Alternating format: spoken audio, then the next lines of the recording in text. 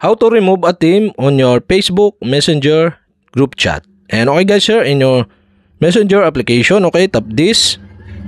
Here in Messenger homepage, select the group chat you want to remove this team. Okay, so I choose the Kabili family, so I remove the team of this group chat. Okay, to remove this team, you'll have to do is tap the name of the group on the upper corner on your screen. Okay, tap the group name, and here in customization section, you can see here the team. Okay, you can tap this, and the team is set into googly eyes. So to remove this team, okay, you'll have to do is tap this, and you can see here the pop-up.